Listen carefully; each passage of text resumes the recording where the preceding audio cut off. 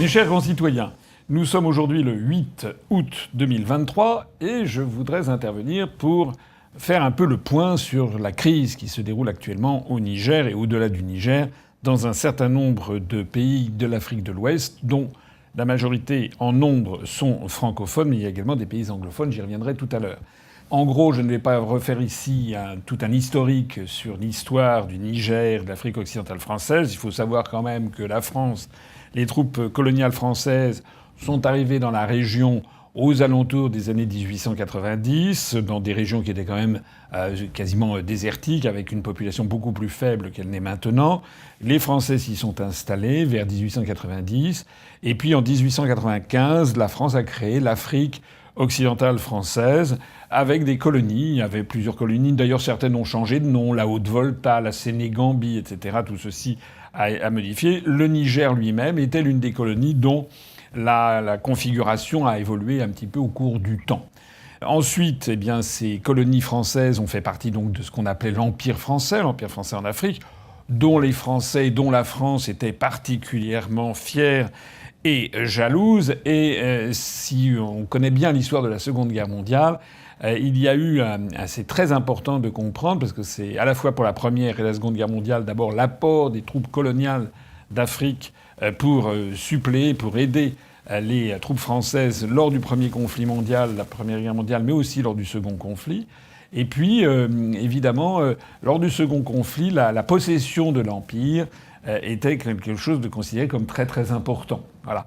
Les partisans de la collaboration avec Hitler, les pétainistes et autres, se flattaient de ce que finalement l'Allemagne n'avait pas pris l'Empire, alors que de l'autre côté, les gaullistes et la France libre, justement, se flattaient de ce que l'Empire colonial français allait progressivement rejoindre la France libre. Je rappelle d'ailleurs que le premier haut fonctionnaire à avoir rallié de Gaulle en 1940 était Félix Éboué, et qui était le gouverneur du Tchad, qui était l'une de ces colonies qui est à l'est du Niger.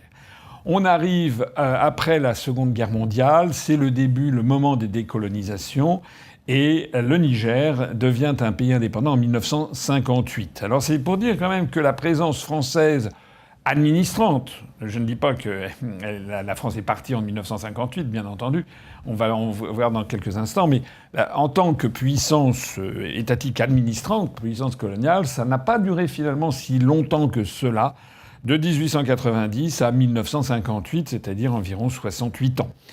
Pendant ces 68 ans, il faut reconnaître que la France a fait beaucoup de choses. Elle a quand même construit des routes, elle a créé des dispensaires, elle a créé des écoles, elle a enseigné la langue française.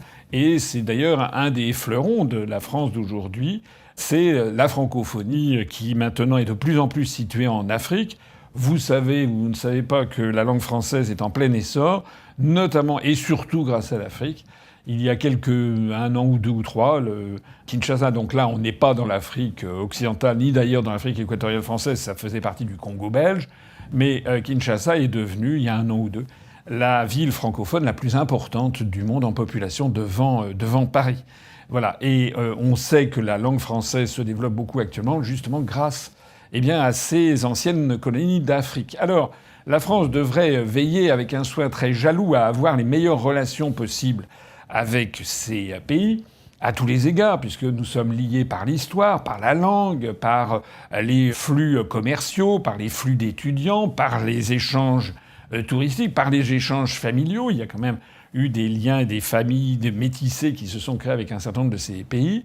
Et puis aussi, bien entendu, des intérêts géopolitiques et militaires et en matière de ressources, de matières premières. Alors c'est là que le bas blesse, puisque vous le savez que dans le début de la Ve République, la France a adopté vis-à-vis de ces pays d'Afrique une posture que l'on pourrait qualifier facilement de paternaliste et de néocoloniale. Et d'ailleurs, De Gaulle, en la matière, qui était un homme du XIXe siècle, a joué tout à fait ce jeu.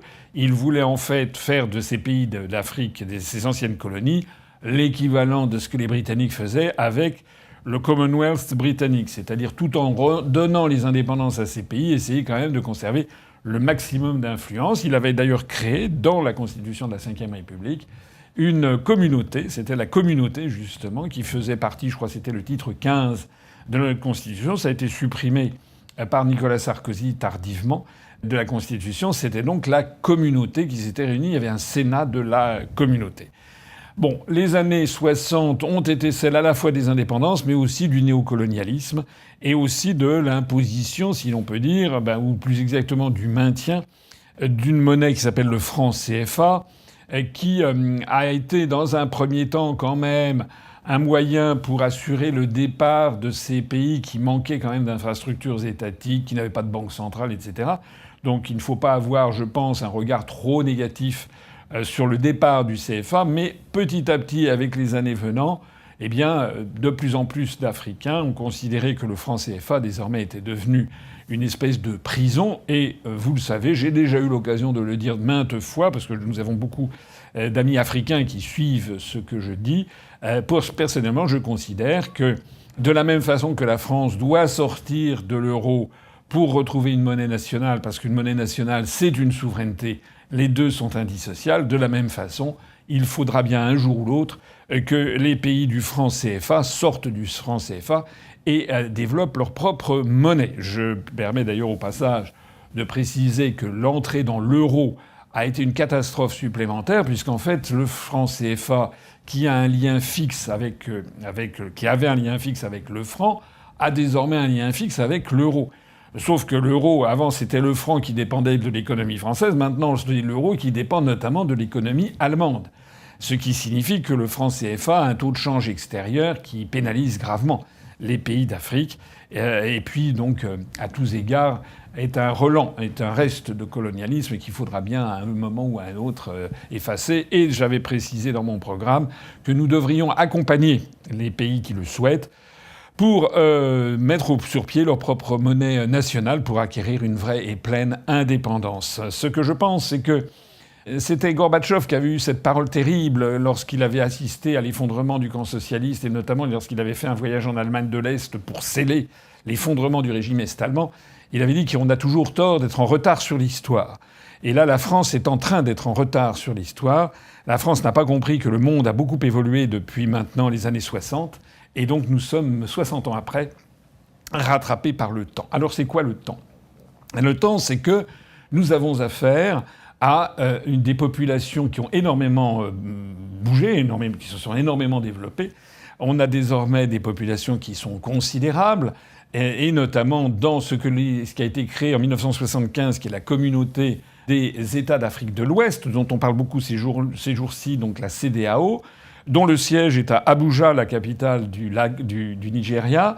Eh bien, cette communauté des États d'Afrique de l'Ouest compte aujourd'hui à peu près 390 millions, 400 millions d'habitants, dont d'ailleurs plus de 220 millions sont au Nigeria, pays anglophone. C'est-à-dire que parmi les 15 États de la CEDEAO, où la majorité des États sont francophones, mais il y a quelques États anglophones, notamment il y a la Gambie, elle devient de plus en plus, quand elle est insérée dans le Sénégal, elle devient de plus en plus francophone, la Sierra Leone, le Libéria, le Ghana, mais aussi le Nigeria. Et le Nigeria, avec 220 millions d'habitants, représente quelque chose comme 56% à lui tout seul de la population de la CEDEAO. Alors on y reviendra sur le Nigeria dans un instant, parce que c'est un point dont on parle peu en France, alors que c'est quand même un géant économique et un géant démographique. J'ai vu des projections qui anticipent qu'en 2070, le Nigeria pourrait compter 550 millions d'habitants, c'est-à-dire beaucoup plus que les États-Unis d'Amérique. Donc on est face à un géant démographique considérable. Déjà 220 millions d'habitants, c'est énorme. C'est énorme. Et la CEDEAO représente, avec quelque chose comme 400 millions d'habitants, à peine moins que les 450 millions d'habitants qui sont dans l'Union européenne à 27. Alors, c'est pas le seul changement qui s'est produit. D'autres changements se sont produits, notamment l'entrée dans la modernité de ces pays, cas un cas, bien sûr, mais avec de plus en plus de jeunes qui sont formés, de jeunes qui ont suivi des études, notamment pour un certain nombre d'entre eux qui sont allés en France et qui ont pu suivre des études universitaires en France pour former les cadres supérieurs de ces différents pays, mais aussi l'accès à Internet, qui d'ailleurs a favorisé le renforcement de la langue française, parce que la langue française, il y a énormément de sites en français, alors que dans les langues vernaculaires africaines, il n'y a quand même pas beaucoup de sites.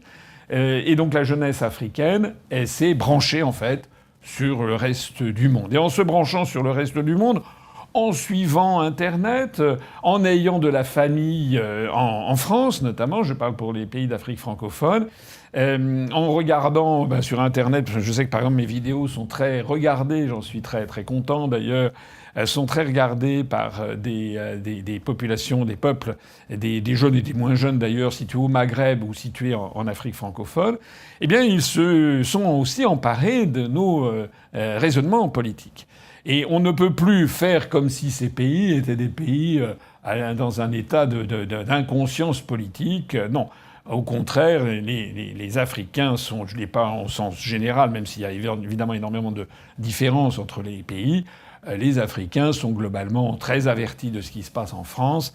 Et une des raisons du problème, ce sont les événements récents qui ont profondément dégradé l'image de la France. Sous De Gaulle, De Gaulle c'était le patriarche. Alors il faut savoir que, vous le savez, mais qu'en Afrique, où il y a des restes de sociétés traditionnelles, il y a un grand respect pour l'âge, pour les cheveux blancs, pour la personne qui a de l'expérience. Donc, du temps de Gaulle, c'était le père de la France libre, l'homme du 18 juin, c'était quelqu'un qui avait un charisme extraordinaire et qui donc a maintenu, il faut le reconnaître, une situation de type néocolonial, avec la main qui n'était pas toujours très légère, et avec un souci de la démocratie assez modéré, puisque on sait que la quasi-totalité des chefs d'État africains francophones appartiennent à des réseaux qui avaient été bâtis par Jacques Foccart, qui était l'homme de l'ombre de Gaulle. Et donc la France, par ces réseaux, a réussi à maintenir une influence très importante dans ces pays. Cette influence s'est poursuivie d'ailleurs avec Georges Pompidou et avec Valéry Giscard d'Estaing. On voyait ces déplacements, pour ceux qui, comme moi, ont les cheveux blancs, justement, se rappellent des années 60-70.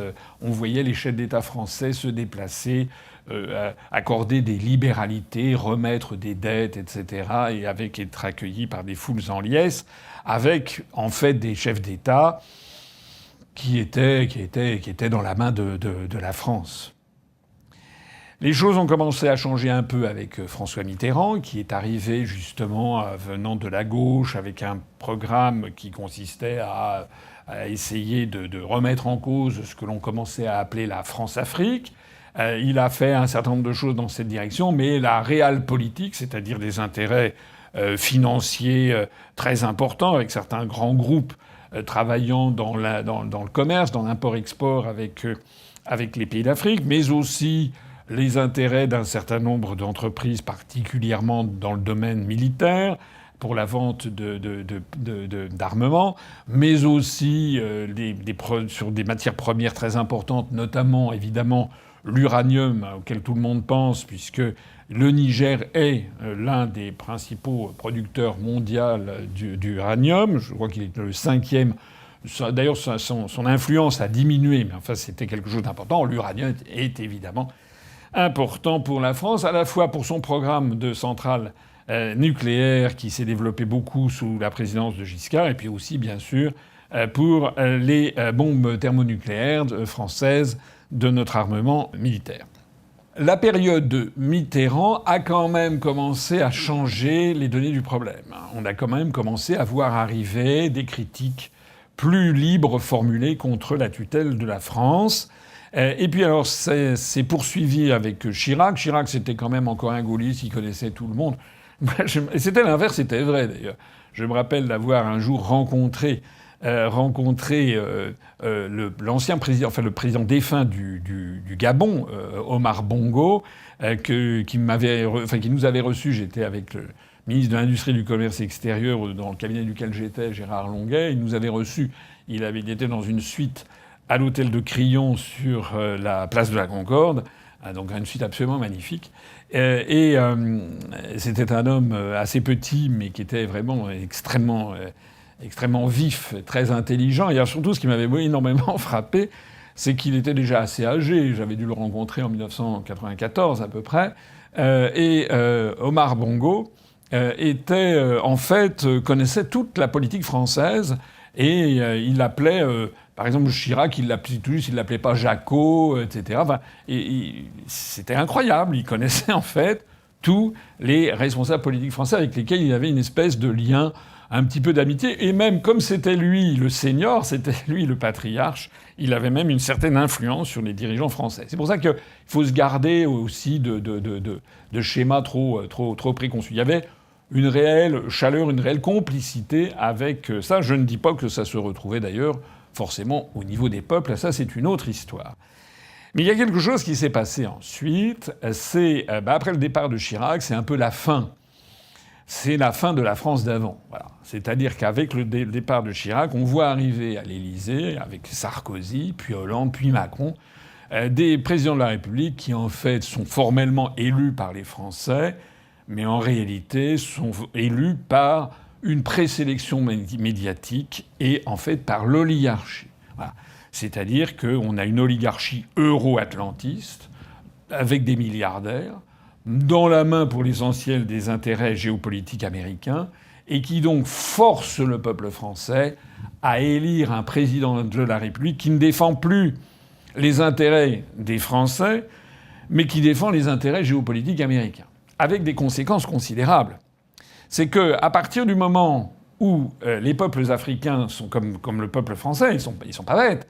C'est-à-dire à partir du moment où on commence à comprendre que le président de la République française, ce n'est plus finalement l'émanation du peuple français, mais que c'est finalement en gros une marionnette, un fantoche, un larbin, un domestique, quelqu'un qui sert les intérêts de Washington plutôt que les intérêts des Français, ou qui sert au-delà même de Washington les intérêts de l'État profond américain qui ne correspond pas forcément à l'intérêt des Américains eux-mêmes. C'est d'ailleurs ce qui se passe en ce moment, c'est toute la problématique de Donald Trump qui est de plus en plus plébiscité par le petit peuple américain contre les élites de l'État profond américain.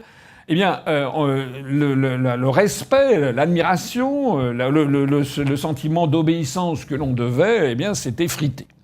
C'est effrité, et il y a un point vraiment tournant, c'est l'opération de 2011, lorsque Nicolas Sarkozy, président de la République, avec son homologue britannique, enfin le Premier ministre britannique, a lancé l'opération en Libye, qui s'est terminée par la destruction du régime de Kadhafi et puis la mort de Kadhafi, dans des conditions d'ailleurs qui n'ont jamais été parfaitement élucidées, mais qui ont été assez atroces. Et cette déstabilisation du régime libyen a entraîné en cascade toute une série de déstabilisations. D'abord, il faut rappeler que l'Algérie était contre, avait fait savoir qu'elle ne voulait pas qu'il y ait cette intervention en Libye, puisque l'Algérie est quand même frontalière de la Libye. Et certes, le régime de Mouammar Kadhafi n'était pas un régime évidemment correspondant aux standards démocratiques, quoique les standards démocratiques du monde occidental, il y aurait beaucoup à dire, j'ai déjà eu l'occasion de le dire, mais enfin bon, le régime de Kadhafi n'était quand même pas un régime très recommandable. Il était mouillé jusqu'au cou par des scandales, par des actes terroristes. Tout le monde pense notamment à l'explosion du DC-10 d'UTA au-dessus du désert du Ténéré. Donc le régime de Kadhafi était de plus en plus isolé, mais enfin, c'était quand même quelqu'un qui tenait son peuple et qui avait fait d'ailleurs de la Libye un pays relativement prospère, un des pays les plus prospères d'Afrique. Et puis surtout, il tenait la Libye. Et à partir du moment où la France et l'Angleterre a évidemment, comme supplétif des États-Unis, pour servir les intérêts géopolitiques définis à Washington, ont démoli le régime libyen, il s'est passé quoi? Il s'est passé que nous avons un pays dont l'entité étatique s'est affaiblie. D'ailleurs, c'est une espèce de guerre de basse intensité, comme on dit, avec des seigneurs de la guerre, avec des positions qui sont prises ici ou là. On en est toujours là, hein. Là, ça date de 2011, l'intervention en Libye. Mais en 2023, donc 12 ans après, on n'a pas un régime, on n'a pas un État libyen unifié qui gérerait les affaires de façon paisible. Pas du tout.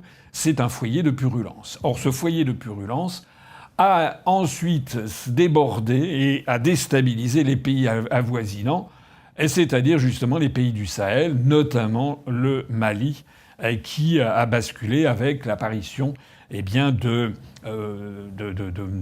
phénomènes islamistes, aussi bien au Mali qu'au Nigeria avec Boko Haram, etc. Tout ceci dans la région a été déstabilisé. Et le problème de départ, j'insiste, c'est quand même l'intervention française et l'intervention anglaise. Qui d'ailleurs, au passage, se traduit aussi par des problèmes migratoires, puisque auparavant, les populations qui voulaient migrer, d'abord, elles avaient moins de raisons de le faire, puisqu'il n'y avait pas ce climat d'insécurité permanente entretenu par des troupes ou des armées clandestines ici ou là. Mais en plus de ça, il y avait un régime, notamment le régime libyen, qui tenait les frontières. Maintenant, c'est la porte ouverte vers la migration vers l'Europe. En particulier, d'ailleurs, c'est bien au large des côtes libyennes que le navire de SOS Méditerranée Océan Viking vient chercher régulièrement des migrants pour les transférer en Italie ou en France dans le cadre de ce qui est, il faut bien appeler en fait un trafic de population, un trafic de personnes, un travail de passeurs. Alors cette déstabilisation entraîne toute une série de problèmes dans l'ensemble de la région, non seulement du Sahel, mais on peut même dire de ce qui était l'Afrique occidentale française et même d'ailleurs de l'ensemble de l'Afrique francophone, en y ajoutant les pays de l'ancienne Afrique équatoriale française.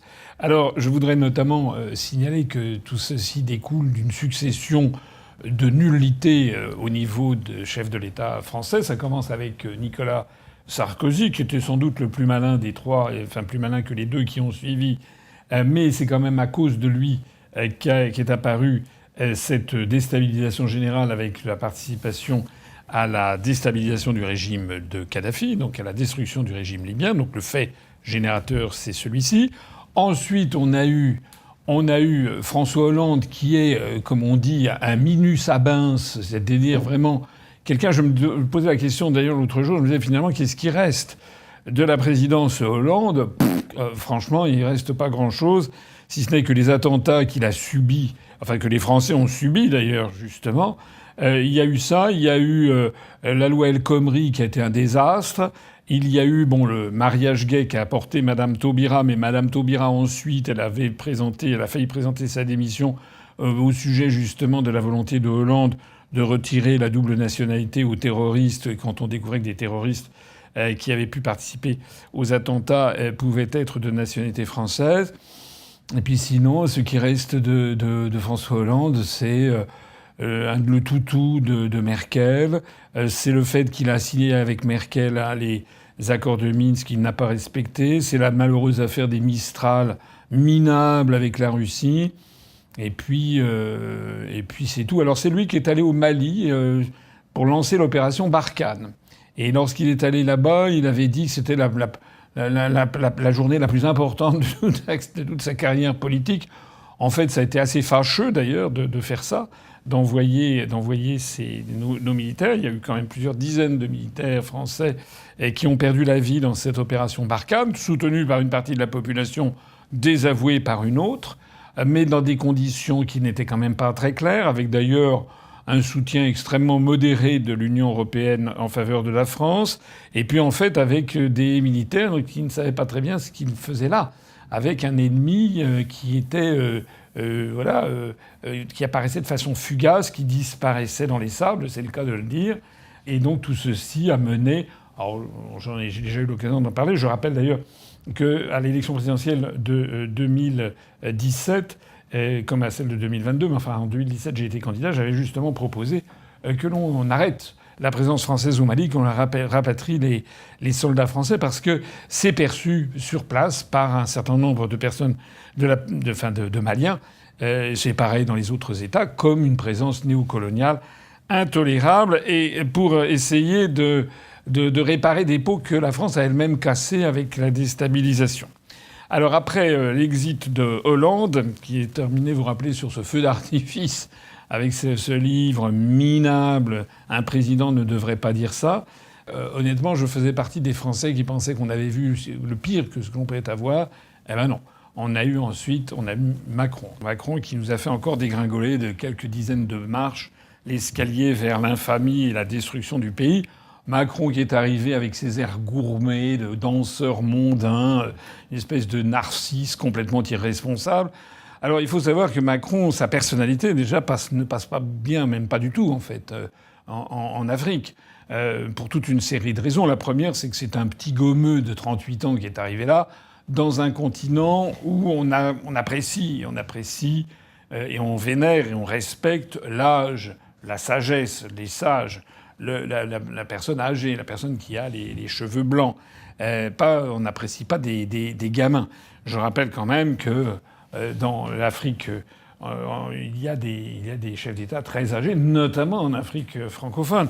Je rappelle par exemple que Denis Sassou Nguesso, le président de la République du Congo, de la République du Congo-Brazzaville, il a 79 ans. Et Paul Biya, le président du Cameroun, il est quand même né en 1933 et il a 90 ans. Il pourrait donc être le grand-père de Macron. Donc dans ce genre de situation, la moindre des choses serait que Macron fasse preuve un petit peu de prudence et de respect, qu'il témoigne d'un respect auprès des populations qu'il rencontre, et notamment des chefs d'État. Mais pas du tout, il arrive là, il donne des leçons de morale à la planète entière, il ne connaît rien en fait à l'Afrique, et donc il arrive, il donne des leçons, et il donne des leçons qui sont très mal acceptées, d'une part parce qu'il apparaît comme un blanc-bec, j'ai fait une vidéo spécialement consacrée pas seulement à Macron, mais à tous ces gens de moins de 45 ans, de moins de 40 ans parfois même moins de 35, parfois même moins de 30 ans, comme Sébastien Kurz en Autriche, qui sont arrivés au pouvoir dans les pays occidentaux, poussés par une oligarchie qui pense qu'elle va pouvoir, et le fait d'ailleurs très bien, elle va pouvoir manœuvrer des gamins qui n'ont pas d'expérience. Donc on voit d'ailleurs aujourd'hui ce qui est en train de se préparer avec Bardella, avec M. Gabriel Attal, tout ça, ça fait partie de ce genre de personnalité. C'est sur le thème « si t'es pas président de la République avant 35 ans, c'est que t'as raté ta vie ». Bon, c'est dire que ça n'a plus rien à voir avec ce qui se passe dans le reste du monde, où les gens savent que pour être à la tête d'un État, il faut quand même avoir une sacrée expérience et avoir eu donc une sacrée connaissance du monde avant de commencer à prétendre diriger un État. Alors ça, Macron n'y connaît rien, et puis alors il s'est lancé tête baissée pour donner des leçons. Voilà, ça s'est très mal passé. Vous vous rappelez notamment le voyage qu'il a effectué au Burkina Faso, et où notamment il avait brocardé le président de la République du Burkina Faso à l'université de Ouagadougou parce qu'il y faisait chaud.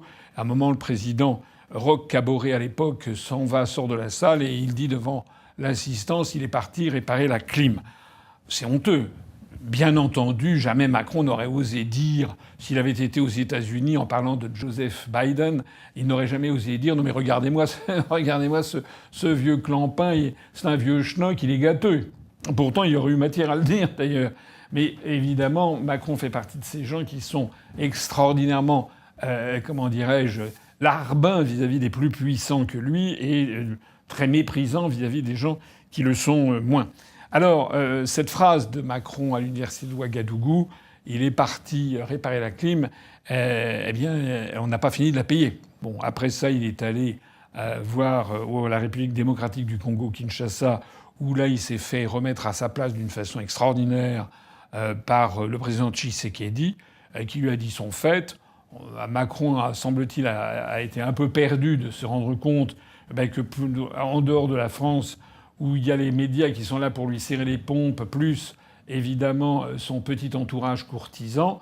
Donc Macron croit qu'il pèse encore quelque chose, mais pas du tout. Macron ne pèse vraiment plus rien et il est profondément méprisé. Il a eu un choc, vraiment, lorsqu'il est allé à la République démocratique du Congo. Résultat, il est allé noyer ce choc et sa tristesse dans l'ivresse. On a vu des photos de lui où il picolait à Kinshasa dans une boîte de nuit. Enfin, minable de chez minable. Eh bien, il ne faut pas s'étonner que Macron est désormais considéré comme un clown, en fait, et un sinistre clown dans toute cette région. Il s'est rendu en Algérie, ça a été encore un désastre. Il était là prétendument pour rassembler, renouer avec l'Algérie. En fait, il s'est très mal comporté. Je crois qu'il est allé plus ou moins du côté d'Oran, chez un disquaire, dans une...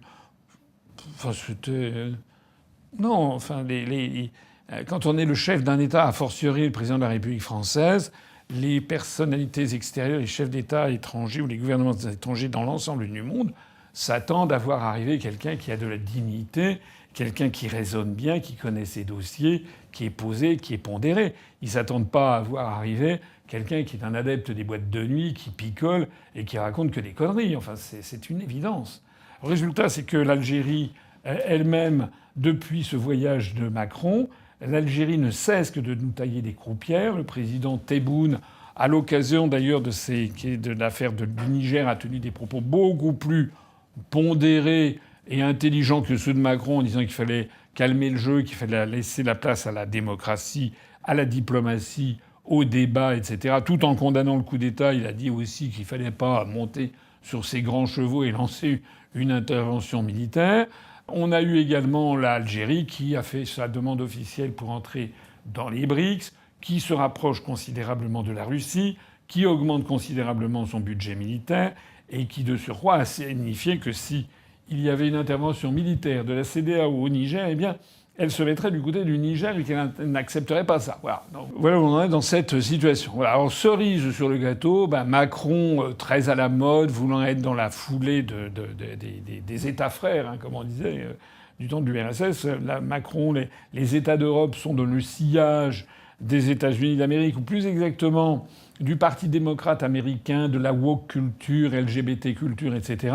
Alors, la cerise sur le gâteau, c'est que Macron a créé un poste d'ambassadeur aux droits des LGBT, M. Jean-Marc Berton. M. Berton, qui est ambassadeur aux droits LGBT, et donc il parcourt la planète pour aller expliquer à tous les gouvernements que leur politique, c'est pas bien et qu'il faut avoir une politique en faveur des LGBT, etc. Bon. Alors, personnellement, je trouve ça absolument ahurissant, parce que ça revient quand même à dire, encore une fois, que le monde occidental et la France ont le droit d'aller dire à la planète entière ce qu'il doit faire en matière de politique intérieure. Enfin, c'est quand même... Je sais bien, moi, je ne prends pas parti sur le fond sur ces questions. Je sais bien que les sociétés occidentales ont évolué beaucoup au cours des 40-50 dernières années sur ces questions LGBT. D'ailleurs, à juste titre, les personnes qui étaient auparavant persécutées, etc., ne le sont plus. Mais maintenant, on a atteint quand même un niveau de promotion de ces questions qui défient un petit peu le bon sens. En tout cas, c'est perçu comme tel dans beaucoup de pays du monde, et en particulier en Afrique, où l'ambassadeur Berton a demandé, c'était au mois de juin dernier, donc il y a quelques semaines, il voulait aller justement au Cameroun, au pays de monsieur Paul Biya, qui a 90 ans, qui pourrait être le grand-père de Macron, pour aller exposer qu'il fallait avoir une politique vis-à-vis des LGBT au Cameroun. Le Cameroun a dit « allez vous faire cuire un œuf ». Et donc le gouvernement camerounais a fait savoir que l'ambassadeur des Français aux droits des LGBT était persona non grata. Alors je dis ça parce que ce ne sont pas des anecdotes. Ce ne sont pas des anecdotes pour deux choses. D'abord parce qu'il faut quand même comprendre quelque chose qui me paraît important. C'est que la société française comme les sociétés occidentales ont pu évoluer sur ces questions, mais il faut bien comprendre que les valeurs qui sont maintenant celles présentées en Occident sur ces questions n'ont plus rien à voir, c'est le moins qu'on l'on puisse dire, ni avec les valeurs occidentales, européennes ou françaises que nous avons diffusées dans le monde pendant des siècles et des siècles, pour pas dire depuis 2000 ans, ni avec les valeurs chrétiennes. Et donc, la première chose importante, c'est que ces populations, notamment en Afrique, qui ont été christianisées, mais c'est également vrai des populations musulmanes, elles ont des religions, elles ont la foi, elles ont des religions qui, justement, disent le contraire de ce que l'on dit. Alors, le problème, c'est qu'on prend de front ces populations et ces gouvernements qui ne l'acceptent pas. Il ne faut pas s'étonner que plus on fait la promotion des droits LGBT, par exemple en Afrique, et plus l'Afrique se tourne vers Poutine. Il y a une relation quasiment mécanique, parce que Poutine a eu l'habileté de se positionner comme étant un peu le gardien du temple, si j'ose dire, c'est-à-dire à la fois le gardien de l'orthodoxie, de la religion chrétienne orthodoxe, de la famille. Il refuse toute promotion LGBT, toute opération de changement de sexe. Il l'a imposé. Enfin, alors là aussi, on peut être pour, on peut être contre, mais le débat il n'est pas là. Le débat, c'est que le fait que la France et les pays occidentaux veuillent imposer ces nouvelles valeurs au Moyen-Orient, en Afrique et en Amérique latine, la conséquence, c'est que les pays occidentaux sont de plus en plus persona non grata dans ces pays. Parce que nous n'avons plus les moyens d'influer et d'imposer ces valeurs qui, d'ailleurs, sont au contraire aux valeurs que les mêmes occidentaux ont enseignées depuis des siècles. Donc ça, c'est le premier point. Il ne faut pas s'étonner de voir Poutine en train de ramasser la mise, et notamment le prochain sommet des BRICS en Afrique du Sud, qui va inviter 60 pays africains qui se retrouvent justement dans cette volonté de Vladimir Poutine de ne pas toucher aux traditionnelles valeurs familiales. Et bien, il y a un deuxième point qu'il faut avoir à l'esprit, c'est que on est toujours dans le deux poids deux mesures. Beaucoup de Français considèrent que pourraient considérer que c'est normal d'avoir un ambassadeur qui va voir les pays du monde entier en disant attention, attention, il faut modifier votre législation sur les transgenres, etc. Bon. Mais si on considère que c'est normal, il faut bien comprendre une chose. C'est que les autres pays du monde peuvent considérer à leur tour qu'il serait normal qu'il y ait, par exemple, que l'Iran, par exemple, crée un poste d'ambassadeur itinérant aux droits de la femme musulmane et vienne voir en France les autorités pour dire qu'il faut absolument autoriser les femmes françaises à être voilées toute la journée et même à leur demander qu'elles soient voilées toute la journée. Parce que c'est un enseignement du Coran. Qu'est-ce que l'on dirait si un ambassadeur d'Arabie Saoudite disait que on ne comprend pas, vu du monde musulman, que toutes les Françaises ne soient pas voilées, que c'est un droit fondamental de la femme en islam et que l'islam étant le prophète de l'islam étant le sceau des prophètes, le dernier, eh bien qu'il faut se plier à ça. Qu'est-ce qu'on dirait ? Les Français diraient allez vous faire cuire un œuf avec votre ambassadeur. Nous avons nos propres us et coutumes. Donc il faut bien comprendre ça parce que beaucoup de Français ont du mal à le comprendre. Le chemin de la paix au XXIe siècle, c'est que chacun doit respecter les valeurs des autres. Voilà.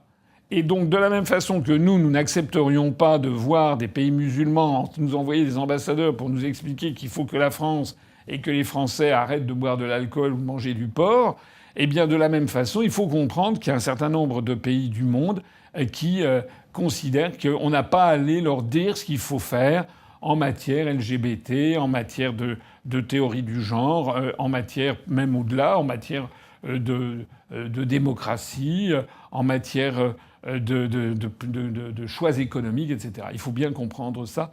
Si on veut comprendre finalement la clé du malaise qu'il y a, c'est même plus qu'un malaise, c'est une véritable crise des relations, pas seulement entre la France et l'Afrique francophone, mais entre le monde occidental et l'ensemble de l'Afrique, du Moyen-Orient et d'un certain nombre de zones du monde.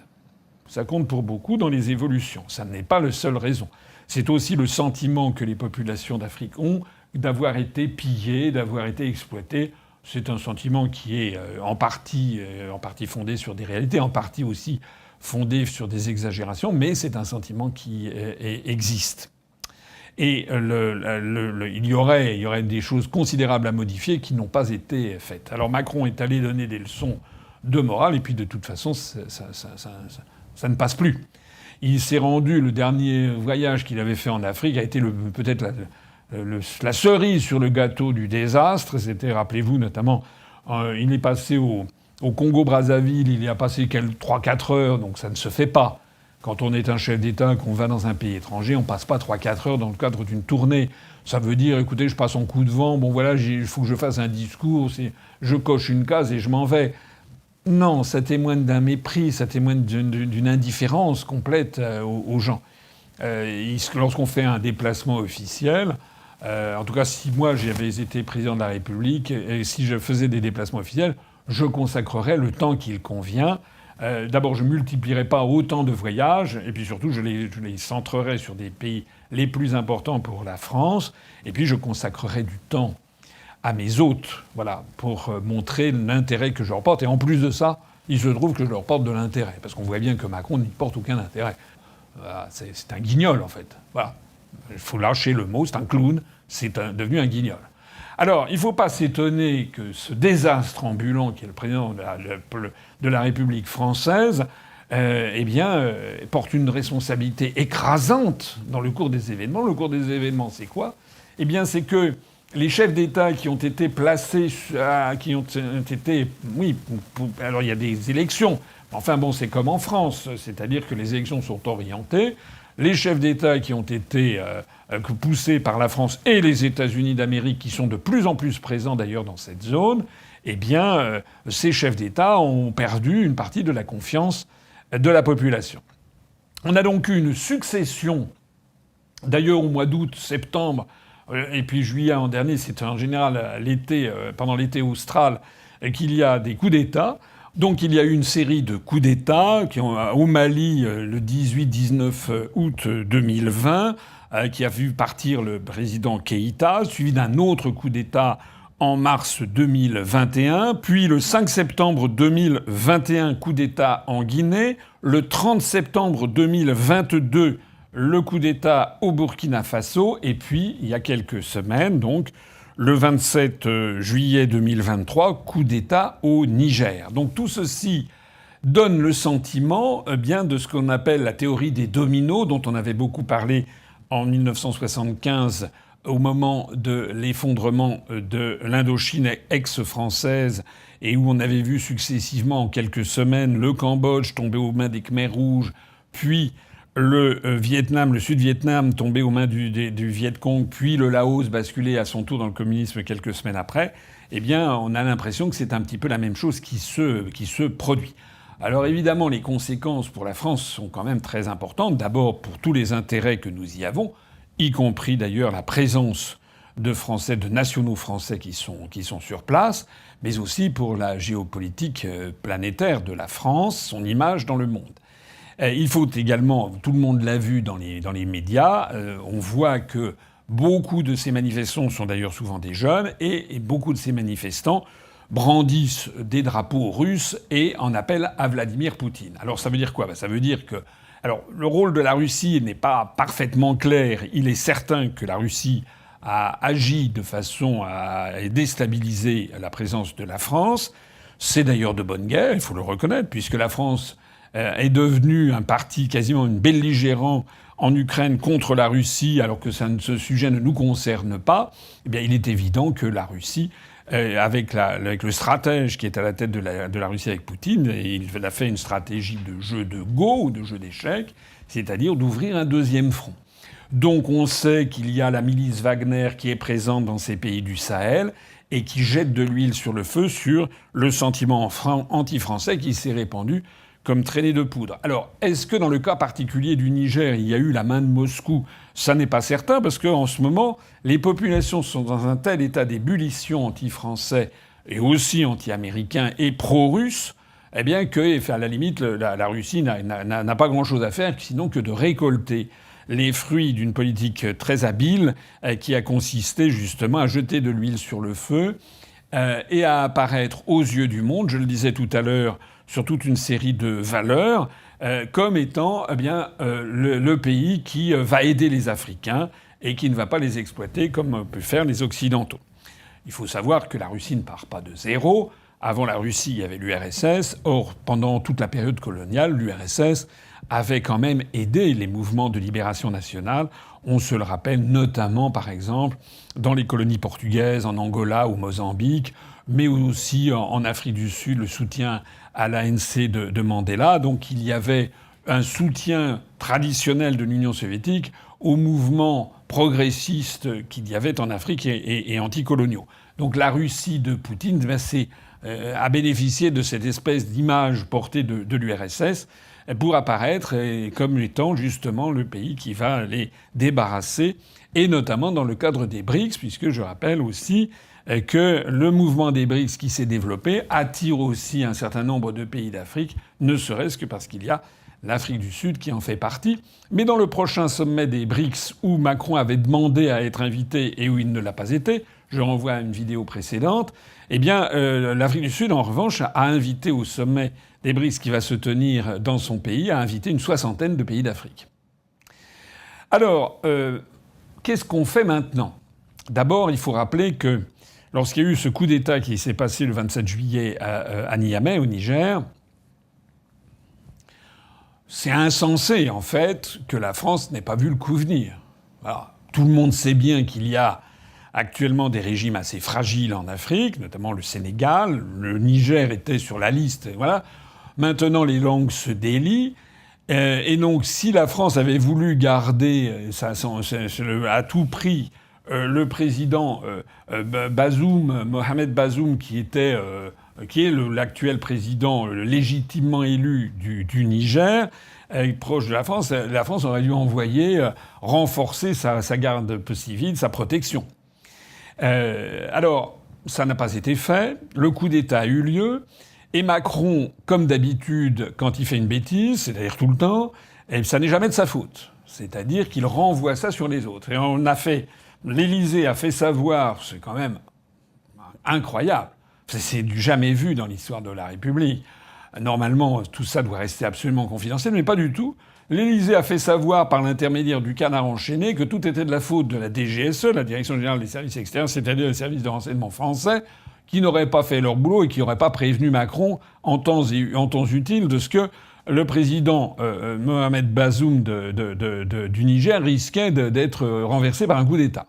Alors déjà, ça montre quand même que le Macron, s'il dit vrai, la comprenait d'un petit peu lente, parce que c'était quand même pas besoin de la DGSE pour le deviner. Deuxièmement, parce qu'il semble que ce soit faux, puisque la DGSE, notamment son directeur général Bernard Hémier, qui est un ancien de l'époque de Chirac, qui a été en particulier ambassadeur au Royaume-Uni et ambassadeur en Algérie, a fait savoir, pas lui, mais ses services, que pas du tout, ils avaient donné les bonnes informations à l'Élysée. Donc on est devant, alors même que c'est un sujet très grave, on a quand même plusieurs centaines de ressortissants au Niger, on y a des intérêts. Notamment, j'en ai parlé, mais c'est pas exclusif, des intérêts militaires et puis des intérêts sur l'uranium et d'autres matières premières. Même si ces intérêts sur l'uranium sont quand même moins importants aujourd'hui qu'ils ne l'étaient il y a une trentaine d'années. Il y a 3 mines d'uranium au Niger. Il y en a qu'une seule qui soit en activité. Donc, le Niger représente à peu près 15 à 17% de nos approvisionnements en uranium pour nos centrales nucléaires. Sachant que par ailleurs le cycle est assez long, parce que le minerai doit être transporté, traité, etc. Donc il faut bien compter 2 ans entre le moment de l'extraction et le moment de l'utilisation. Il y a des stocks stratégiques qui ont été constitués. Et en plus de ça, eh bien, la France se procure 85% de son uranium ailleurs qu'au Niger, notamment dans un certain nombre de pays de l'ex-Union soviétique d'Asie centrale, mais aussi en Australie. Bon. Donc le sujet stratégique de l'uranium du Niger est quand même moins important qu'on ne pourrait le croire. Mais enfin bref, c'est quand même quelque chose de tragique de voir ces régimes favorables à la France basculer les uns après les autres. Et puis ce qui est encore plus triste, moi ça me rend triste, c'est de voir ces populations qui considèrent qu'elles se libèrent, que c'est la libération de se débarrasser de la France. Et malheureusement, vu de leur point de vue, c'est malheureusement assez exact. Ça prouve quand même qu'il y a depuis des décennies, et depuis au moins une vingtaine d'années, une absence totale de réflexion de la part des autorités françaises, des plus hautes autorités de l'État, sur ce qu'il convient de faire vis-à-vis de ces populations qui nous sont si proches à tant d'égards. Alors, première chose donc qu'a fait Macron, c'est de dire c'est pas moi, c'est la faute des autres. Donc cracher sur ses propres services, c'est toujours le signe irréfragable, comme on dit, c'est-à-dire non contestable d'un tout petit individu. Voilà. Quand vous avez un chef qui, face à un désastre, dit c'est pas de moi, c'est de la faute de ci et de ça, c'est un minable. Voilà. Un vrai chef, prend la responsabilité d'un échec, même surtout s'il n'en est pas vraiment responsable. Mais là, en plus de ça, Macron est responsable, tout le monde le sait. Eh bien, la deuxième chose qu'a faite Macron, c'est qu'il s'est carapaté, enfin on ne l'a pas vu d'ailleurs, lui qui aime tant parler à tort et à travers, il ne s'est pas exprimé particulièrement sur cette crise au Niger, mais il a demandé à cette pauvre Catherine Colonna, la ministre française des Affaires étrangères, de s'exprimer. Et alors là, c'est du jamais vu, c'est un désastre consommé. Désastre consommé, puisque la première chose que Mme Colonna a dite dans le lendemain ou le surlendemain du coup d'État, c'est-à-dire qu'il était hors de question de faire une évacuation. Manque de chance, 24 heures après, on commençait les évacuations. Voilà. Parce que contraints par les événements, il y avait un certain nombre de ressortissants qui voulaient s'en aller, il y avait l'aéroport de Niamey qui était fermé au trafic, l'espace aérien qui allait se refermer, des demandes des familles qui étaient très inquiètes, et donc 48 heures après, la France s'est mise à évacuer, ce qui n'est pas forcément injustifié. Mais à ce moment-là, fallait pas dire 24 heures avant ou 48 heures avant qu'il n'était absolument pas question d'évacuer. Il fallait pas dire non plus ce qu'avait dit Macron, qui est vraiment, enfin, qui a des réflexes d'enfant gâté, des réflexes puérils, complètement contre-productifs. Il avait dit que si jamais on touchait aux intérêts de la France, sa réponse serait impitoyable, immédiate et impitoyable, je sais pas quoi. Avant de lancer des rodomontades comme ça, il faudrait quand même réfléchir au coup d'après. Et le drame qui est en train d'apparaître sur cette affaire, comme sur tant d'autres auparavant, mais là c'est vraiment les intérêts fondamentaux français, en Afrique, on s'aperçoit qu'on est dirigé par un chef d'État et un ministre des Affaires étrangères. Je parle même pas de la première ministre, elle qui est dans les choux, on n'en parle même pas. Ministre de la Défense non plus, il n'apparaît pas. Enfin, c'est quand même incroyable. Mais enfin, on a l'impression qu'on est dirigé par des gens qui n'ont aucune stratégie, qui n'ont réfléchi absolument à rien de ce qu'ils allaient faire le jour d'après. Et donc, ils lancent comme ça des propos sans en mesurer la conséquence. Donc, lorsque Macron dit qu'il va avoir une réponse, si on touche aux intérêts français, immédiate, impitoyable, avant de dire ça, il faudrait quand même réfléchir un petit peu à ce qui se passerait en effet, et ça serait quoi la réponse immédiate et impitoyable, et quelles en seraient les conséquences. Et de la même façon, on a vu cette pauvre Madame Colonna expliquer devant la presse, qu'il fallait prendre très au sérieux le projet d'intervention militaire de la CEDEAO, qui était très crédible. Parce qu'entre-temps, la CEDEAO, et je vais y venir dans un instant, notamment par la houlette de son président, le président de la CEDEAO, qui se trouvait être le président du Nigeria, M. Bola Ahmed Tinubu, dont je vais parler dans quelques instants, eh bien, la CEDEAO avait posé un ultimatum en disant que les putschistes devaient rendre le pouvoir à Niamey au président qui avait été chassé du pouvoir, le président Bazoum, et donc il donnait une semaine pour faire ça, sinon il y aurait une intervention militaire. Alors, enfin, vraiment, je suis désolé de commenter ces affaires, mais c'est vraiment triste. Qu'est-ce qui s'est passé ? Il s'est passé que dans les heures qui ont suivi cet ultimatum, le Mali, le Burkina Faso et la Guinée, qui sont les trois pays qui ont fait des coups d'État avant le Niger, ont aussitôt assuré le Niger et la junte nigérienne qui vient de prendre le pouvoir de leur solidarité. Donc déjà, ça n'est plus une intervention militaire contre le seul Niger, qui compte quand même, je crois, quelque chose comme 58 000 soldats, mais c'est une intervention militaire contre des pays qui sont quand même armés, je pense en particulier au Mali et au Burkina Faso, et donc c'est une coalition désormais de 4 États. Ça, c'est quand même un point important. Le deuxième point important, c'est que l'Algérie, dont je vous ai rappelé qu'elle avait été très hostile, elle avait voulu s'opposer à la déstabilisation du régime de Kadhafi, elle considère que toute la déstabilisation du Sahel est due notamment à la France. Donc l'Algérie a fait savoir qu'elle, tout en condamnant le coup d'État à Niamey, a fait savoir qu'il était hors de question qu'il y ait une intervention militaire. Parce qu'elle sait très bien que s'il y avait une intervention militaire dans les pays dont elle est frontalière, l'Algérie est frontalière notamment du Niger, eh bien, ou du Burkina Faso, ou du Mali, eh bien, il y a un risque de conflagration générale. Donc le président algérien, le président Tebboune, a tenu des propos plus sensés que ceux de Macron et de Madame Colonna en disant qu'on devait laisser la place à la négociation. Et bien alors, Madame Colonna, qui a dit que c'était crédible, c'est bêta, c'est stupide. Si un président de la République ou un ministre des Affaires étrangères dit « Attention, mon intervention militaire est crédible », ça veut dire qu'elle ne l'est pas, justement. On n'imagine pas Hitler ou Staline dire « Attention, c'est crédible que je vais envahir l'Union soviétique » ou « C'est crédible que je vais envahir l'Allemagne ». Enfin, ça n'existe pas. Ça n'existe pas. Face à des véritables menaces, on n'a pas besoin de dire « C'est crédible que cette menace ». Si Mme Colonna dit ça, c'est justement parce qu'elle n'y croyait pas elle-même. D'ailleurs, quand on regarde les forces en présence, on se rend compte déjà que la CEDEAO, qui compte 15 États, dont 15 États, je l'ai déjà dit tout à l'heure, je crois, dont un État, le Nigeria, représente à lui seul 56% de la population. Mais les 15 États en question, il y en a qui sont très pauvres et qui sont très très peu peuplés. Les îles du Cap-Vert, par exemple, ou la Gambie sont quand même des petits États. Non, ces 15 États vont entrer en conflit comme ça avec le Niger, plus le Burkina Faso, plus le Mali, plus la Guinée, et plus l'Algérie. Non mais faut...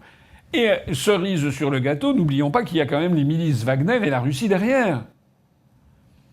D'ailleurs, lorsqu'il y a eu le coup d'État en Guinée, lorsqu'il y a eu le coup d'État au Mali, lorsqu'il y a eu le coup d'État au Burkina Faso, la CEDEAO n'a pas moufté.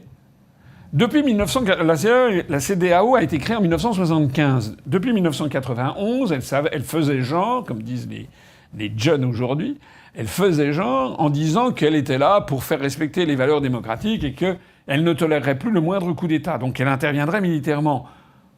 Quand on fait ce genre de déclaration, il faut absolument s'assurer de pouvoir le tenir. Or, on a déjà 3 exemples d'États, ceux que je viens de citer, Guinée, Mali, Burkina Faso, où la CEDEAO n'a rien fait. Alors bon, maintenant, qu'est-ce qui va se passer ? J'ajoute en plus que Macron, je sais pas ce qu'il a dans la tête. C'est un pois chiche, Madame Colonna aussi. Notre armée, est-ce que vous pensez vraiment que notre armée est rutilante ? On sait tous qu'elle est... les budgets, pendant des années, ça a été des budgets de vaches maigres. Maintenant, Macron a décidé, semble-t-il, de redonner de l'argent, mais ça va prendre des années pour remonter en puissance. Et en plus, nous avons envoyé un certain nombre d'armes et de munitions importantes en Ukraine. C'est d'ailleurs toute l'intelligence de l'ouverture d'un deuxième front par la Russie. Donc en fait, nous sommes démunis. La réalité, c'est que nous sommes en partie démunis. Nous n'avons pas les armements, nous n'avons pas les munitions. Et comme si ce constat ne suffisait pas, il faut savoir aussi quelle est la réaction de la population française. Je voudrais quand même rappeler, tout le monde le sait, mais ça mérite quand même d'être rappelé, qu'il y a en France un certain nombre soit de nos compatriotes, soit de gens qui n'ont pas de notre nationalité mais qui vivent en France et qui sont originaires de ces pays. De Mali, Burkina, Guinée, Niger. Il y a plusieurs centaines de milliers de ressortissants en France. Est-ce qu'on peut imaginer que ces ressortissants resteraient là sans bouger si la France se mettait à intervenir militairement ? Il faut savoir que parmi les ressortissants qui sont en France, il y en a un certain nombre qui sont d'accord avec ces mouvements de libération de la France. On peut le regretter, enfin, le principe même de la politique, comme disait De Gaulle, c'est partir des réalités. Et puis je terminerai ce tour d'horizon funeste en rappelant que, s'agissant de la population française de souche, comme on dit, les électeurs français ne sont pas forcément derrière Macron sur une affaire de cette nature. D'abord parce que la gauche et l'extrême gauche, il suffit de voir les réactions que l'on peut anticiper de Mélenchon, de LFI, etc., seraient vent debout contre une intervention militaire française sur place en y voyant une trace de néocolonialisme, ce qui d'ailleurs serait le cas. Mais ce qu'il faut voir aussi, c'est que du côté droite de l'échiquier, à droite ou à l'extrême droite, c'est-à-dire notamment chez Mme Le Pen, M. Zemmour, etc., il y a aussi toute une partie de l'électorat qui ne veut plus entendre parler du tout d'intervention en Afrique. Avec des gens qui disent si les Nigériens nous chassent d'Afrique, nous, on n'a qu'à chasser les Nigériens de France. Ce sont ce genre de propos que l'on peut entendre. Moi, je regarde les réseaux sociaux. Donc ça veut dire que Macron, s'il se lançait dans une aventure militaire, il aurait les plus grandes difficultés. Donc normalement, c'est quand même un président de la République, normalement, c'est quelqu'un qui réfléchit. C'est quelqu'un qui n'a pas des espèces comme ça de foucades, de réactions comme ça. Non, c'est quelqu'un qui doit à tout instant réfléchir le coup d'après, le coup d'après. Il faut savoir aussi quelles seraient les réactions des États-Unis d'Amérique. Or, les États-Unis d'Amérique, dans un premier temps, se sont gardés de trop en dire, et l'on apprenait aujourd'hui, 8 août 2023, que pendant que M. Macron est en train de faire du jet ski à Brégançon, Parce que c'est ça le clown que l'on a. Hein. Nous, on a, alors qu'il y a des événements d'une extrême gravité sur l'influence de la France en Afrique, nous, on est dirigé par un individu qui fait du jet ski. Voilà. C'est la vérité, elle est là. Pendant que Madame Colonna, elle est là à dire à tout qui veut l'entendre, mais non, c'est très très crédible. Qu'est-ce qu'on a assisté ? On a vu quoi aujourd'hui ? On a vu que Madame Victoria Nuland, elle est sous-secrétaire d'État aux États-Unis, donc elle est la numéro 2 du département d'État, elle est une espèce de vice-ministre des Affaires étrangères, c'est quelqu'un de redoutablement dangereux. Je rappelle que Victoria Nuland, c'est celle qui est à l'origine de la révolution du Maïdan en Ukraine en 2014. Son mari, c'est M. Kagan, qui est donc c'est le centre nucléaire, si j'ose dire, des néoconservateurs américains, donc de cette volonté impériale des États-Unis de remodeler le monde entier pour diriger le monde entier. Donc Madame Nuland, elle est largement à l'origine et du Maïdan et des bombardements ukrainiens dans le Donbass et de l'affaire actuelle de l'Ukraine. Elle a même dit avant le président Biden qu'elle avait laissé entendre dès le mois fin janvier 2022 que si la Russie intervenait en Ukraine, le gazoduc Nord Stream exploserait. Donc c'est certainement, elle fait partie de ceux qui ont conseillé à Biden de faire exploser le gazoduc Nord Stream, ce qui d'ailleurs a eu lieu. Et donc cette dame extraordinairement dangereuse, on a vu quoi ? Qu'elle était aujourd'hui à Niamey. Ça veut dire qu'elle est venue en disant qu'il fallait donner la place au dialogue et à la démocratie. Ça veut dire qu'elle est allée, en fait, faire ce que d'ailleurs les Africains apprécient. Ça fait partie de la civilisation que l'on trouve dans les pays d'Afrique. C'est ce qu'on appelle le palabre. C'est-à-dire la discussion. On discute, on essaye de faire converger les points de vue. Donc Madame Victoria Nuland, c'est-à-dire les États-Unis d'Amérique eux-mêmes, qui ont pourtant des bases militaires au Niger, ont fait, sans en parler à l'évidence ni à Macron ni à Madame Colonna, on a vu aujourd'hui la numéro 2 du département d'État américain sur place à Niamey pour discuter avec les putschistes, c'est-à-dire reconnaître qu'il n'y aura pas d'intervention militaire. C'est-à-dire au passage aussi pour ridiculiser Macron et Colonna.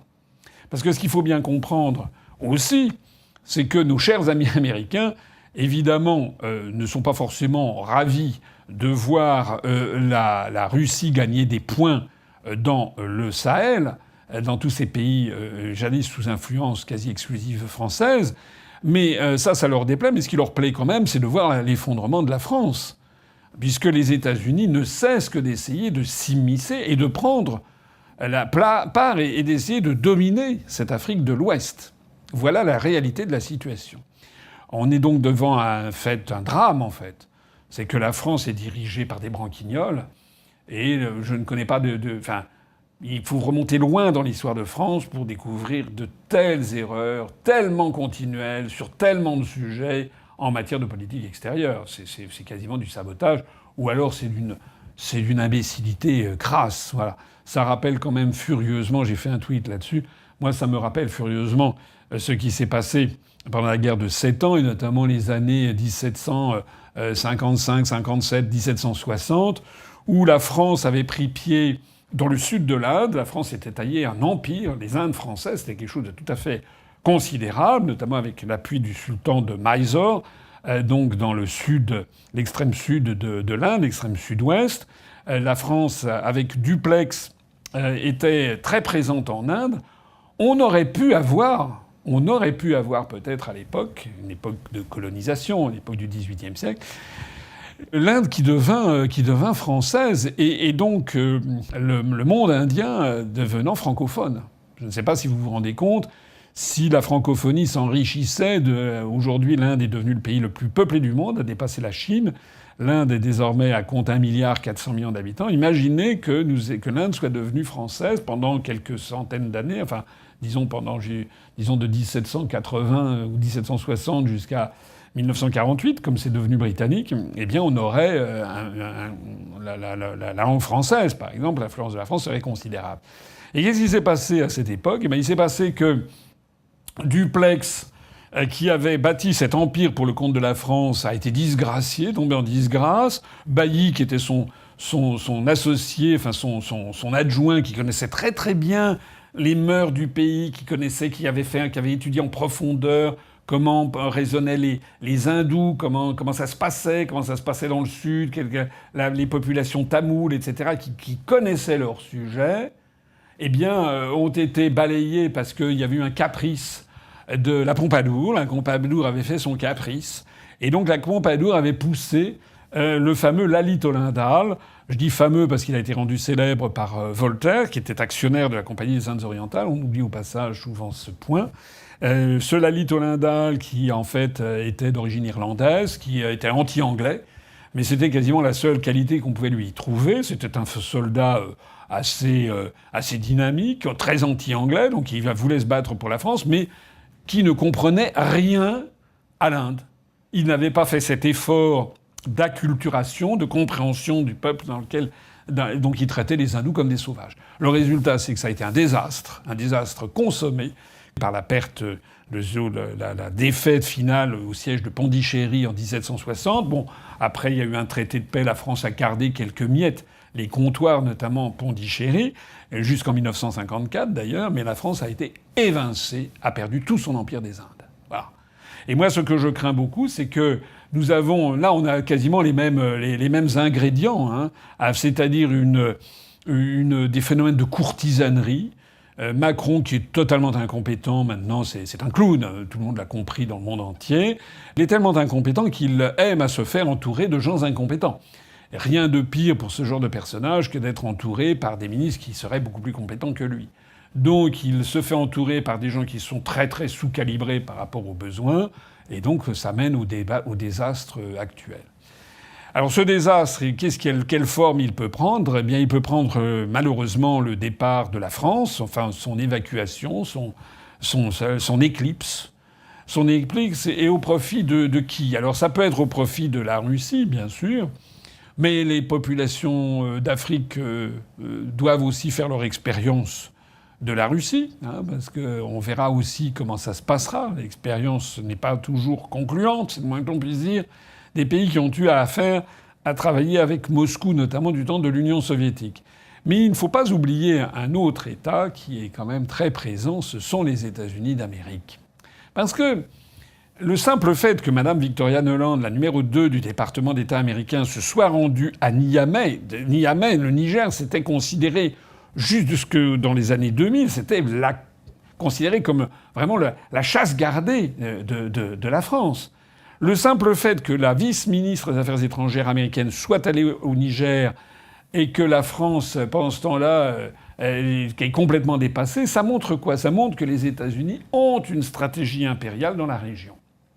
Et je voudrais en revenir justement sur le président du Nigeria dont je parlais à l'instant, qui est désormais le président de la CEDEAO, puisque la CEDEAO, son siège est à Abuja, dans la capitale du Nigeria.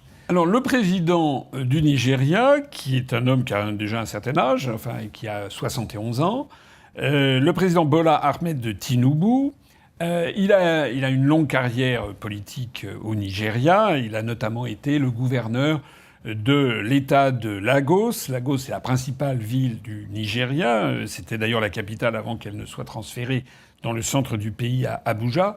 Et donc l'État du Nigeria, dans cette république fédérative du Nigeria, le simple État du Nigeria dont il était gouverneur, je crois que son PIB serait le 7e d'Afrique si cet État fédéré était indépendant.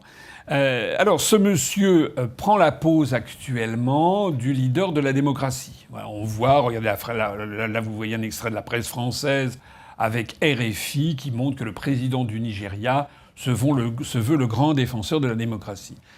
Mais en fait, il y a un petit bug, c'est que c'est en fait un agent américain. Et c'est un agent américain des moins reluisants puisqu'il a un passé, Monsieur Tinubu. Monsieur Tinubu, il a fait une partie de ses études aux États-Unis quand il était jeune. Et lorsqu'il faisait ses études aux États-Unis, eh bien, il s'est accoquiné, c'est le cas de le dire, avec des coquins. Il s'est accoquiné avec des gens qui faisaient du trafic d'héroïne, de cocaïne et d'héroïne, c'est-à-dire du trafic des narcotrafics. À cet égard, il faisait du blanchiment d'argent. Et on le sait puisque vous voyez, je vais passer à l'écran sous vos yeux, des textes ce sont des documents officiels qui émanent de la Cour pénale de l'Illinois, du district nord de l'Illinois. Ça date de juillet 1993. Vous voyez le document. Vous voyez qu'il est bien question de M. Bola Tinubu. Il est question du fait que ce plaignant, il se plaint parce que la justice veut faire une saisie de ses biens. Il a il a un compte en banque sur une banque qui s'appelle la First Heritage Bank, une banque aux États-Unis, où il se trouve posséder $1,2 million, alors qu'il est censément, après avoir été étudiant, il est censé être embauché par Mobil Oil et de gagner quelque chose comme, à l'époque, $2 400 par mois. Donc, évidemment, les enquêteurs ont dit, mais comment vous faites pour... Avec 2400, il était jeune, comment vous faites pour avoir $2 400 par mois et avoir 1,2 million sur votre compte bancaire? Et en fait, il était repéré, il faisait partie d'une organisation mafieuse de trafic de stupéfiants. Donc je vous laisse regarder ces documents, je vais les commenter. Donc, en page 1, vous voyez qu'il est bien question du 28 juillet 1993, de United States District Court, Northern District of Illinois, que c'est les États-Unis d'Amérique avec la plainte déposée par un certain Bola Tinubu au sujet de son compte à la First Heritage Bank. En page 2, vous voyez qu'il est question, je les ai surlignés en jaune, d'une organisation qui était spécialisée dans la distribution de l'héroïne blanche, que la personne qui porte plainte contre la saisie de cet argent, en fait, cet argent provenait du trafic de narcotiques. Ça procédait ensuite à du money laundering, c'est-à-dire du blanchiment d'argent en violation des articles de la loi qui sont cités.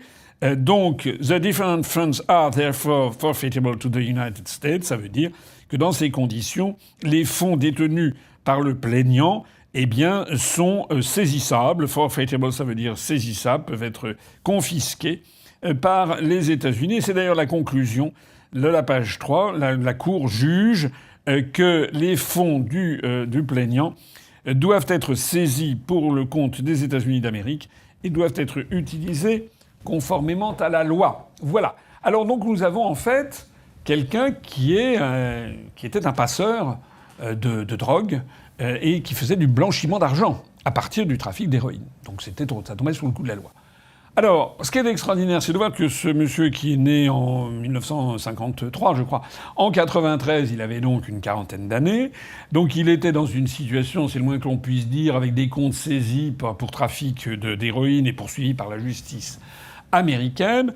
Et bien d'un seul coup, il fait quoi ce monsieur? Il repart au Nigeria, ni vu ni connu, et il commence une carrière politique. Et les observateurs savent qu'il est resté très proche de l'ambassade des États-Unis au Nigeria. Donc ça veut dire quoi? Ça veut dire que selon toute probabilité, il a dû avoir une rencontre avec quelqu'un des services appropriés aux États-Unis qui a dû lui dire « Yes, sir, you have the choice between either you get 40 years in jail, soit vous avez 40 ans en prison, other you become the next president of Nigeria, ou bien vous deviendrez le prochain président du Nigeria. » Alors je caricature un petit peu, mais en gros c'est ça. C'est-à-dire que je pense que c'est quelqu'un qui a été, à partir du moment où les Américains avaient sur lui prise, puisque c'est comme ça qu'agissent les Américains, avoir des moyens de faire chanter les gens, à partir du moment où ils avaient trouvé quelqu'un d'intelligent, de diplômé, et qui avait fauté et sur lequel ils avaient prise, leur dire on va vous faire votre carrière au Nigeria, mais c'est nous qui commandons. Alors, je n'en ai pas de certitude. La certitude que j'ai, c'est ce que les documents que d'ailleurs j'ai trouvés dans Grey Zone, vous pourrez les trouver vous-même, tous ces documents. Ça, c'est une certitude. Ce type est passé directement du stade de trafiquant d'héroïne aux États-Unis au stade ensuite de candidat à des élections au Nigeria, propulsé par les médias, élu à gouverneur, enfin à la tête de l'État fédéré de Lagos, puis ensuite candidat victorieux à la présidence de la République du Nigeria avec l'appui des médias, si vous voyez ce que je veux dire. Ce sont vraiment les pratiques américaines dans toute leur splendeur. Voilà. Et d'ailleurs, ce monsieur maintenant donne des leçons de démocratie et il est reçu par qui? Regardez. Et regardez, il a été reçu le 23 juin 2023, là, donc il y a 5-6 semaines. Il a été reçu où ça? À l'Élysée. Et il a été reçu, regardez-le, il marche, il traverse la cour de l'Élysée, il rencontre Macron et il tombe dans les bras, puisque c'est la grande tradition macronienne, c'est de faire croire qu'il est copain avec la planète entière, tout ça sous les yeux ravis de Brigitte, un couple formidable avec un leader de la démocratie. Non, c'est pas un leader de la démocratie, c'est un agent américain, c'est un type qui est là pour pousser les intérêts des États-Unis. C'est un type qui a dû magouiller l'arrivée de Madame Victoria Nuland au Niger. C'est un type qui est certainement extrêmement hostile aux intérêts français. C'est un type qui a dû sa position au fait que c'était un trafiquant de drogue. C'est la pègre, en fait. Voilà. Regardez cette image.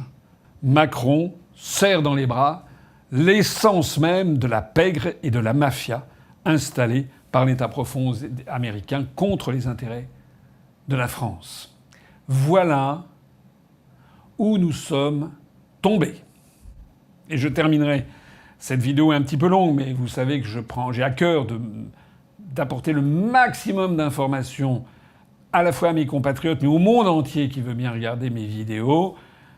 Il faut bien que vous compreniez que si la France veut se sauver, on en est là maintenant, hein, si on veut échapper à la destruction accélérée que nous subissons, si on veut retrouver un petit peu de notre rayonnement d'antan, il faut que les Français regardent toutes mes vidéos, mais le maximum autour de vous.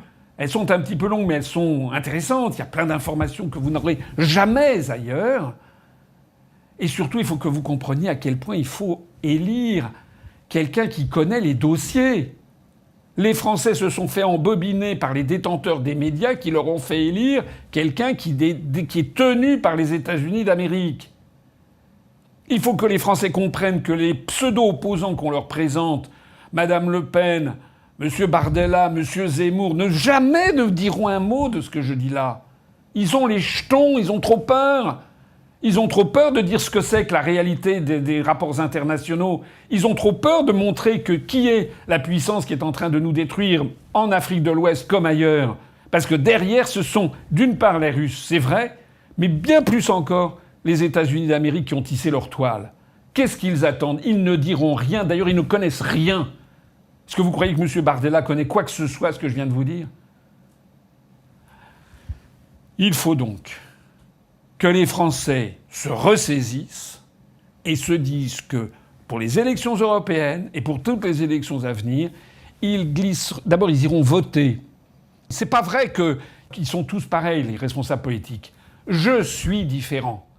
Je suis évidemment différent. Si vous êtes en train de me regarder maintenant, c'est parce que vous savez que je suis différent et par ma connaissance des dossiers et par le courage dont je fais preuve. Et il en faut pour dire tout ce que je dis publiquement. Et j'ai besoin de vous, j'ai besoin des Français. J'ai besoin que les Français m'aident pour renverser le cours de l'histoire, parce que si jamais les Français continuent à voter comme le leur disent les médias qui sont là pour contribuer à notre destruction, eh bien la France sera détruite. Vive la République et vive la France.